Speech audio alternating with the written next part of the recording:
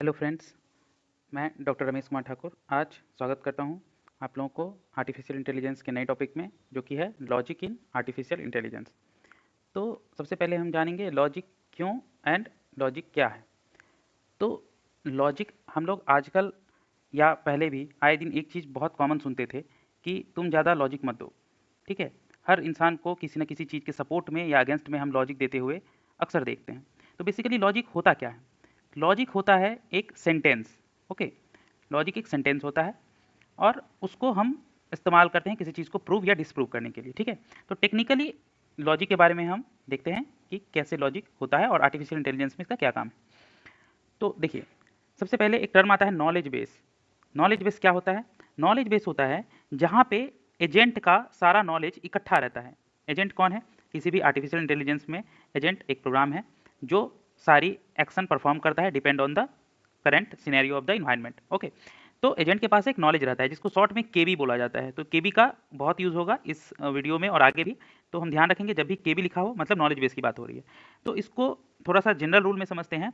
जिस तरह हम जानते हैं कि आर्मी का बेस होता है, वहाँ कौन रहता है? आर्मी। ठीक है, इसी तरह जहाँ एयरफोर्स का बेस होता है वहाँ एयरफोर्स वाले रहते हैं। उसी तरह नॉलेज का जहाँ बेस होता है, जहाँ पे बहुत सारा नॉलेज रहता है, उसे ही कहते हैं नॉलेज बेस। यहाँ बहुत सारे नॉलेज इकट्ठा रहते हैं। ठीक है, तो नॉलेज बेस में होता क्या है? बेसिकली सेंटेंसेस होते हैं। ठीक है, अब कोई एजेंट है, उसे किसी इन्वायरमेंट में काम करना है, तो बहुत सारे रूल्स डिफाइन होते हैं। तो ये जो रूल्स होते हैं बेसिकली सेंटेंसेस के फॉर्म में होते हैं और इन्हीं रूल्स को कहा जाता है लॉजिक। ओके, तो आर्टिफिशियल इंटेलिजेंस में जो रूल्स डिफाइन होते हैं किसी एजेंट के नॉलेज बेस में, उन्हीं रूल्स को कहा जाता है लॉजिक, जो कि कुछ नहीं है, सिंपल वे में कहा जाए तो कुछ सेंटेंसेस हैं। ओके, अब किसी भी लॉजिक का दो पार्ट होता है, एक होता है उसका सिंटैक्स और एक होता है उसका सिमेंटिक। ठीक है, तो सिंटैक्स बताता है कि वो लॉजिक में लिखा कैसे जाएगा, उस लॉजिक को लिखने का तरीका क्या है। ठीक है, और सिमेंटिक बताता है कि उस लॉजिक का मतलब क्या है। ठीक है, सिंटैक्स हो गया लिखने का तरीका और सिमेंटिक हो गया कि उसका मतलब, मीनिंग। ठीक है, तो जैसे देखिए एक सिंटैक्स यहाँ पे है x plus y is equal to 4। इसको लिखने का तरीका ऐसा है कि इससे हम कुछ इन्फर कर सकते हैं, इससे कुछ समझ में आता है कि x और y का एडिशन 4 के बराबर है। बट अगर इसको ऐसे लिख दें x 4y plus is equal to, इससे तो कुछ समझ में नहीं आता है। तो इसको हम बोलेंगे कि इस लॉजिक का सिंटैक्स गलत है, क्योंकि हम इससे कुछ इन्फर नहीं कर सकते हैं, इससे कुछ हम इन्फ्रेंस नहीं निकाल सकते, कुछ डिराइव नहीं कर सकते। ठीक है, अब दूसरी बात जो मैंने बताई कि हर एक लॉजिक का एक सिमेंटिक भी होता है, उसका मीनिंग।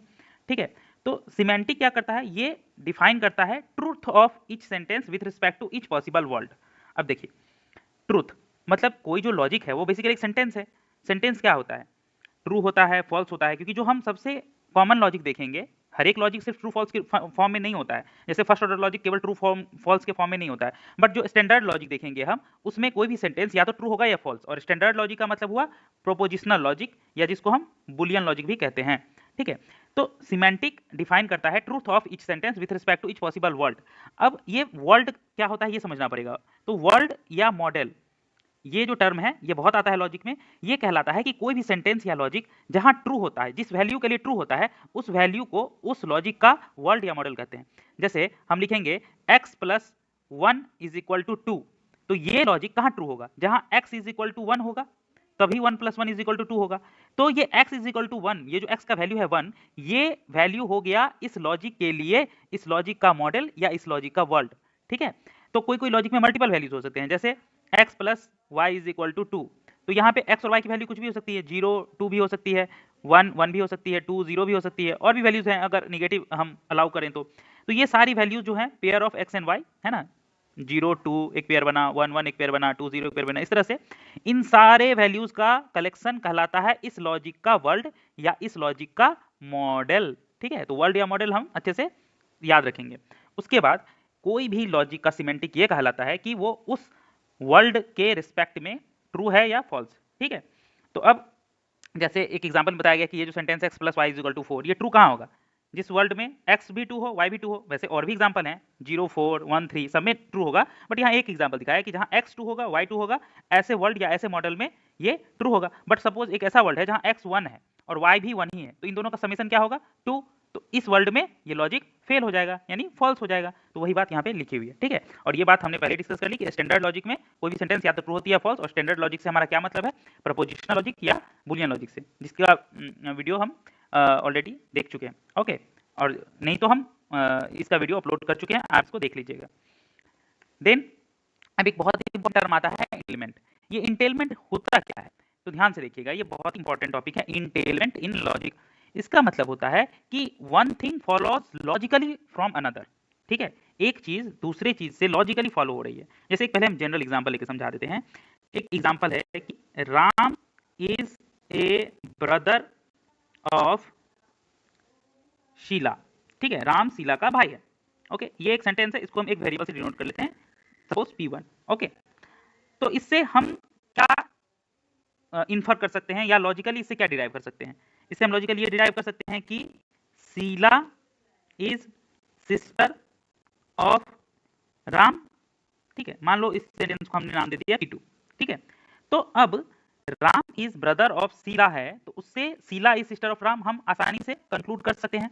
तो हम इंटेलमेंट क्या होता है कि P1 से हम बता सकते हैं कि P2 होगा ही, अगर ट्रू होगा तो P2 ट्रू होगा ही। तो यही चीज जो है इंटेलमेंट कहलाती है कि P1, इस साइन को कहते हैं इंटेलमेंट, एक line, perpendicular line and equals to, तो P1 इंटेल्स P2, इसका मतलब हुआ P1 इंटेल्स P2 यहाँ पे, कि अगर P1 ट्रू होगा तो P2 भी ट्रू होगा, जहां जहां P1 ट्रू होगा वहां वहां P2 भी ट्रू होगा। इसी चीज को कहते हैं इंटेलमेंट। तो वही यहाँ लिखा हुआ है, entailment means that one thing follows logically from another. Suppose यहाँ पे अल्फा बीटा के टर्म में समझाया हमने, P1 P2 के टर्म में समझा कि अल्फा एंड बीटा दो सेंटेंस हैं और अल्फा इंटेल्स बीटा है, ठीक है, यानी बीटा फॉलोज अल्फा। ओके, तो इसको ऐसे हम सिंपलाइज करते हैं, अल्फा इंटेल्स बीटा। अभी हमने बोला ना ये साइन है इंटेलमेंट का। तो इसका मतलब है कि अल्फा इंटेल्स बीटा होता है कि in every model in which alpha is true beta is also true, ठीक है। क्योंकि जैसे यहाँ पे Ram is brother of Sheila, तो Sheila is sister of Ram, ये तो होगा ही। तो जहां जहां अल्फा ट्रू होगा वहां वहां बीटा भी ट्रू होगा, यही मतलब होता है अल्फा इंटेल्स बीटा का, ठीक है।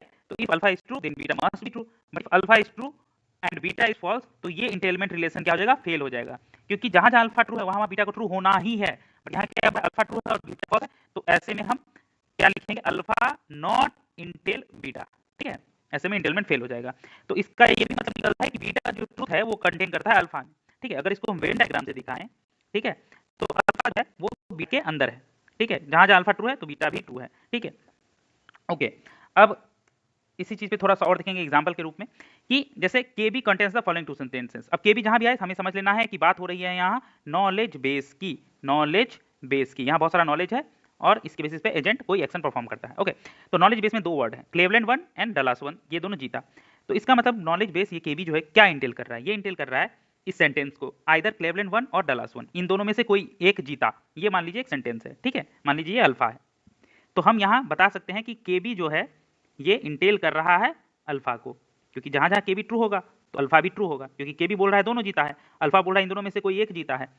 तो के बी तो दोनों जीतने को सपोर्ट कर रहा है, तो इन दोनों में से एक तो जीता ही है ना, क्योंकि यहाँ तो के बी को पता है कि दोनों जीता है, तो अल्फा भी ट्रू होगा जहां जहां के बी ट्रू होगा। यही होता है इंटेलमेंट। कुछ और एग्जाम्पल है, जैसे x + y = 4, इसका मतलब 4 = x + y भी होगा ही, इसीलिए ये जो है इंटेल करता है इसको। सिमिलरली x = 0 इंटेल्स xy = 0, क्योंकि किसी भी नंबर को 0 से मल्टीप्लाई कर देने पे वो 0 हो जाता है, ठीक है। तो अगर एक नंबर 0 है तो दूसरा नंबर कुछ भी रहे उसका मल्टीप्लिकेशन 0 ही होगा। तो यहाँ वही चीज कहा गया है कि x = 0 एक सेंटेंस है, एक लॉजिक है। तो ये इंटेल क्या करता है कि x को किसी भी y से हम मल्टीप्लाई कर दें उसका रिजल्ट 0 ही होगा। तो यही इंटेलमेंट का बेसिक कॉन्सेप्ट है कि अगर अल्फा इंटेल्स बीटा कहीं लिखा हुआ है मतलब अल्फा ट्रू है तो बीटा भी ट्रू होगा ही, ठीक है। ऐसा केस ही नहीं हो सकता है कि अल्फा ट्रू हो और बीटा फॉल्स हो जाए, ये हो ही नहीं सकता, ठीक है। यही होता है इंटेलमेंट। अब देखते हैं लॉजिक की कुछ और बातें। इंटेलमेंट को मॉडल के सेंस में दिखाया, मॉडल और वर्ड हमने जान लिया। मॉडल या वर्ड क्या होता है, कोई लॉजिक जहां ट्रू होता है वो उस लॉजिक का मॉडल या वर्ड होता है, ठीक है। जिन जिन वैल्यू के लिए वो लॉजिक ट्रू होता है वो वैल्यूज उस लॉजिक का मॉडल या वर्ड होता है। लॉजिक इज ट्रू, ठीक है। ओके, तो अब मान लीजिए मैंने एक बताया था कि x + y = 2, इसका अगर सिर्फ पॉजिटिव इंटीजर की बात हो तो पॉजिटिव इंटीजर क्या क्या हो सकते हैं, 0 2 एक कॉम्बिनेशन बन सकता है, एक कॉम्बिनेशन बन सकता है 1 1 एक कॉम्बिनेशन बन सकता है 2 0, ठीक है। तो ये भी एक मॉडल या वर्ड हुआ, मान लीजिए M1, ये भी एक मॉडल या वर्ड हुआ, मान लीजिए M2, और ये भी एक मॉडल या वर्ड हुआ, मान लीजिए M3। और ऐसे जितने भी मॉडल हैं यहाँ पे 3 ही बनेंगे, डिफरेंट डिफरेंट सिनेरियो में डिफरेंट डिफरेंट लॉजिक के लिए डिफरेंट डिफरेंट मॉडल्स हो सकते हैं।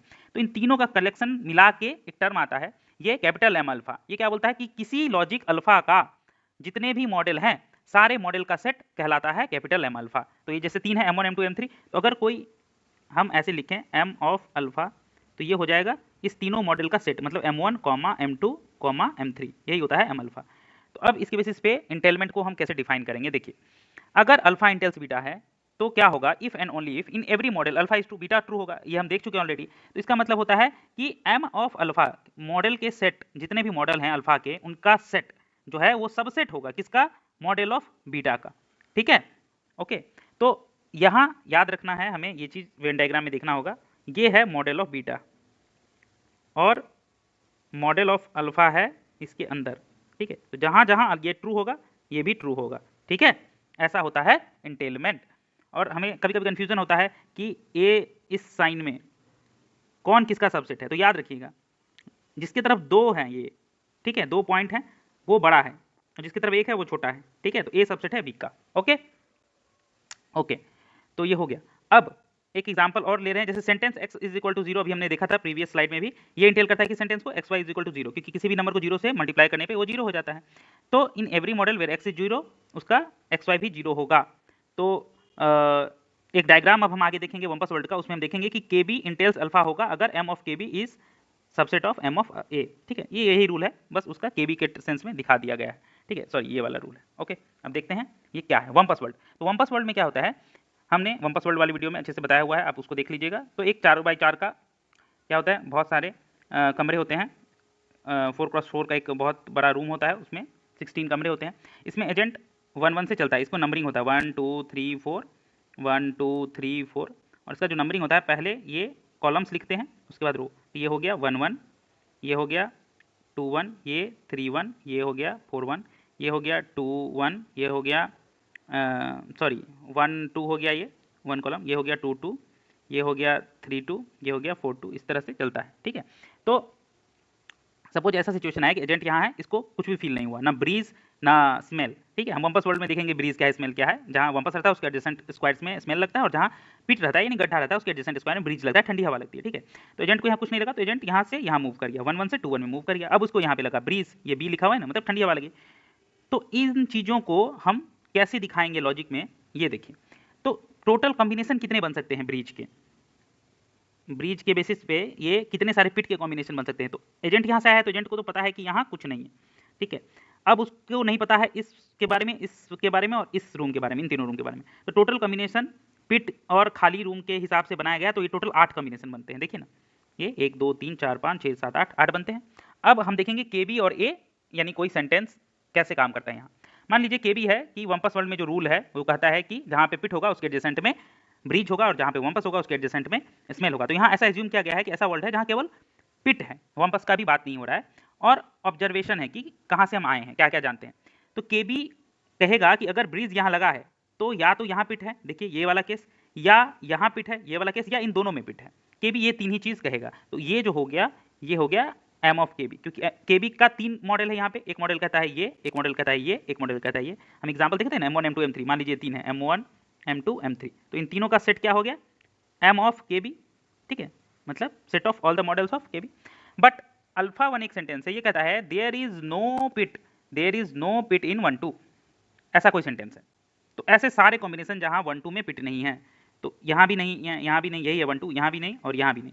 ठीक है, तो अल्फा 1 के लिए 4 मॉडल बन गए। तो अल्फा 1 में M1 M2 M3 और M4 चारों हैं। तो देखिए इसका जो M अल्फा 1 बना वो कितना बड़ा बना। ठीक है, M अल्फा 1 कितना बड़ा बना। अब देखिए क्या KB, M ऑफ KB जो है ये वाला, ये M ऑफ अल्फा 1 का सबसेट है, अंदर में है, यस सबसेट। तो हम कह सकते हैं कि KB इंटेल्स अल्फा 1, क्योंकि M of KB is a subset of M of alpha 1, मतलब M of KB is a subset of M of alpha 1। So we can say KB entails alpha 1। ठीक है, तो ये हो गया, इसको बोलते हैं मॉडल चेकिंग। कि देखो यहाँ बहुत सारे मॉडल थे, उसमें हमने चेक किया कि इसका जो मॉडल्स है वो इसके मॉडल के अंदर है कि नहीं, अल्फा 1 के मॉडल्स के अंदर है कि नहीं, इसलिए इसको कहते हैं मॉडल चेकिंग। अब हम दूसरा एग्जांपल देखेंगे। KB तो वही रहेगा जो रूल है, क्योंकि वंपस वर्ल्ड में रूल फिक्स होते हैं, उसके बेसिस पे KB तो ये तीनों था, इसके 3 मॉडल थे, M1 M2 एंड M3। ठीक है, ये 3 थे KB के, M1 M2 और M3, और ये तीनों मिला के क्या था, M ऑफ KB। टोटल इसका मॉडल। और अब अल्फा 2 बोला देयर इज नो पिट इन 2 2, तो ऐसे सारे केस जहां 2 2 में पिट नहीं है सबको लेगा। तो एक यहाँ नहीं है 2 2 पिट, यहाँ नहीं है, यहाँ नहीं है और यहाँ नहीं है। तो ये हो गया इसके सारे मॉडल्स, और ये हो गया एम ऑफ, इन चारों का कॉम्बिनेशन एम ऑफ अल्फा 2। तो देखिए क्या ये एम ऑफ के बी ये इस वाले एरिया का सबसेट है? नहीं है, क्योंकि देखिए ये तो कॉमन है, यहाँ ये दोनों ट्रू है, बट इस एरिया में ये तो ट्रू नहीं है, अल्फा 2 तो नहीं है इस दोनों एरिया में ट्रू। तो इसका मतलब हम क्या बोलेंगे, के बी नॉट इंटाइटल अल्फा 2, तो आगे में एक नॉट लगा देंगे। ठीक है, ये भी मॉडल चेकिंग से, क्योंकि हम देख रहे हैं यहाँ ये सबसेट नहीं है, तो यहाँ हम लिख सकते हैं M of K B is not a subset of M of alpha 2, इसीलिए दस के बी नॉट इंटाइटल अल्फा 2। तो ये इंटाइटल का जो कॉन्सेप्ट है ये बहुत इंपॉर्टेंट है। ठीक है, चलिए अब आगे देखते हैं। लॉजिक में मॉडल चेकिंग हमने देख लिया कि मॉडल बनाए बहुत सारे और चेक किए कि सबसेट है कि नहीं, उससे हम पता कर लेंगे कि इंटाइटलमेंट रिलेशन फॉलो हो रहा है कि नहीं। अब एक इन्फरेंस होता क्या है, इन्फरेंस का टेक्निकल मीनिंग क्या होता है? इन्फरेंस होता है कि केबी से अगर हम कोई पर्टिकुलर सेंटेंस डिराइव कर रहे हैं, ठीक है, उसका प्रोसेस कहलाता है इन्फरेंस। तो inference is the process of deriving specific sentence from a KB.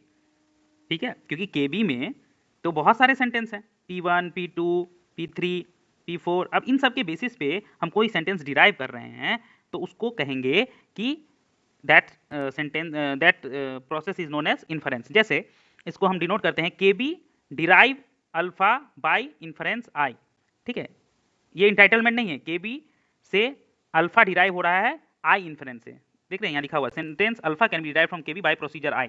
ठीक है, तो यही प्रोसीजर जो है आई, यही कहलाता है इन्फरेंस। तो जैसे एक कॉमन एग्जांपल से समझाया गया है कि केबी को अगर हम माने हेस्टेक, जैसे भूसा होता है ना गांव घर में, एकदम भूसा का ढेर लगा देते हैं जानवर लोग जो खाते हैं, जब धान गेहूं होता है तो फिर उसका जो छिलका होता है वो भूसा कहलाता है। तो इसको भूसे के ढेर को बोला गया केबी। ठीक है, हेस्टेक बोलते हैं। और अल्फा को बोला गया एक नीडल, एक सुई है, ये है अल्फा। ये कोई सेंटेंस है, इसको डिराइव करना है केबी में से। तो इंटेलमेंट का मतलब होता है नीडल बीइंग इन द हेस्टेक। हमको पता है कि इस हेस्टेक में, इस भूसे के ढेर में नीडल है, तो हम इतना तो बोल सकते हैं कि केबी इंटेल्स अल्फा, क्योंकि ये नीडल इसमें है। इंटेलमेंट इतना ही कहता है कि ये इसके अंदर है, क्योंकि ये ट्रू है, मतलब यहाँ पे ये है तो ये भी ट्रू है, ये इसके अंदर है, तो होगा। बट यहाँ वो सबसेट सुपरसेट वाला कॉन्सेप्ट यहाँ नहीं देखिएगा, ये कॉमन एग्जाम्पल से बताया गया है। इन्फरेंस क्या कहता है कि अब हमको पता है नीडल इस भूसे के ढेर में है, तो अब उस नीडल को खोजो। जो एक्शन या प्रोसेस हमें उस नीडल को खोज के देगा, उसी प्रोसेस को हम बोलेंगे इन्फेरेंस। ठीक है, और उसको डिनोट कैसे करेंगे, के बी आई, जो भी वो एक्शन होगा आई, ऐसे टी, ये रोटेटेड टी, और उससे क्या ढूंढ के मिला, ये सेंटेंस अल्फा। तो इस तरह से डिनोट करेंगे इस इन्फरेंस आई को। ठीक है, तो और आगे देखते हैं कि किसी भी लॉजिक का परफॉर्मेंस मेजर कैसे बताएंगे कि कोई लॉजिक कैसा है। लोग बोलता है ना ये लॉजिक दे रहे, तुम्हारा लॉजिक ठीक नहीं है, तुम्हारा लॉजिक बढ़िया है, खराब है। तो बेसिकली जब आर्टिफिशियल इंटेलिजेंस में बात करते हैं तो एक होता है साउंडनेस, एक होता है कंप्लीटनेस। तो लॉजिक जो होते हैं दो तरह से परफॉर्मेंस मेजर हम करते हैं कि ये लॉजिक साउंड है कि नहीं और ये लॉजिक कंप्लीट है कि नहीं। तो देखते हैं दोनों का मतलब क्या होता है। तो कोई लॉजिक आई, ठीक है, वो साउंड तब होता है जब K B derive alpha by inference i is true, and इसका मतलब है K B entails alpha is true होगा। तो जब जब ये के बी से अल्फा को डिराइव करेंगे आई से, ये ट्रू है, तब तब के बी इंटेल्स अल्फा भी ट्रू होगा। तो हम बोलेंगे कि ये जो आई है, ये इन्फ्रेंस या ये लॉजिक आई जो है ये साउंड है। ठीक है, और कंप्लीट कब होगा, ठीक इसका उल्टा, कि आई, कोई लॉजिक आई या कोई इन्फ्रेंस आई को कंप्लीट तब बोलेंगे जब जब के बी इंटेल्स अल्फा होगा, तब तब K B derive alpha by inference i true होगा। ठीक है, जस्ट इसका उल्टा। यहाँ क्या था, पहले K B derive alpha by inference i true था, तब तब के बी इंटेलमेंट अल्फा ट्रू था। यहाँ ठीक उसका उल्टा कि जब जब K B Intel alpha true होगा, तब तब K B derive alpha by inference i true होगा। तो इसको बोलेंगे कंप्लीट इन्फ्रेंस। अब दो और छोटे छोटे लॉजिक हैं, ग्राउंडिंग और लर्निंग। ये देख लेते हैं। ग्राउंडिंग क्या है, ग्राउंडिंग एक कनेक्शन है। कनेक्शन किस चीज़ का, जैसे कोई एजेंट है, अब एजेंट के दिमाग में ये चीज़ बैठी हुई है, या उसके केबी में, दिमाग मतलब क्या, एजेंट का एक नॉलेज बेस है, उसमें पता है कि जहाँ वंपस होगा उसके एडजेसेंट स्क्वायर में जो है सो स्मेल होगा। ठीक है, स्मेल होगा। तो ये चीज़ ये जानता है, इसके केबी में है, बट इस चीज़ को ये कनेक्ट कैसे करेगा, कनेक्ट तब करेगा जब वो रियल वर्ल्ड में उसके पास एक स्मेल सेंसर होगा, तभी तो वो कनेक्ट करेगा इन चीज़ों को कि स्मेल आ रही है कि नहीं। तो वही कनेक्शन जो है वो ग्राउंडिंग कहलाता है। तो it's a connection between logical reasoning and the real environment. On which in which the agent exist. जैसे स्मेल सेंसर होता है वम्पस वर्ड प्रॉब्लम में, स्मेल सेंसर होगा तब तो वो एजेंट को सेंस होगा कोई स्मेल, तब तो पता कर पाएगा कि हाँ स्मेल है, मतलब एडजेसेंट स्क्वायर में वम्पस है। ठीक है, तो ये स्मेल सेंसर क्या है, ये एक तरह का ग्राउंडिंग है। बोलते हैं ना वो इंसान डाउन टू अर्थ है और कोई कोई ग्राउंड टू अर्थ होता है, एकदम जुड़ा हुआ होता है, तो यही है वो ग्राउंडिंग।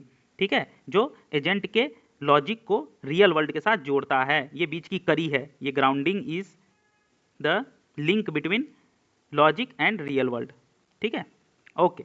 तब लर्निंग क्या है, learning is just a general rule. जब भी एजेंट कुछ देखता है, परसेप्चुअल एक्सपीरियंस होता है, तो वो क्या करता है उसके बेसिस पे अपना एक एक्सपीरियंस सेव कर लेता है केबी में, कि मानो एक बार उसने स्मेल मिला और उसने इस स्मेल को इग्नोर कर दिया और गलती से वो चला गया वम्पस के कमरे में, तो वम्पस उसे खा जाएगा।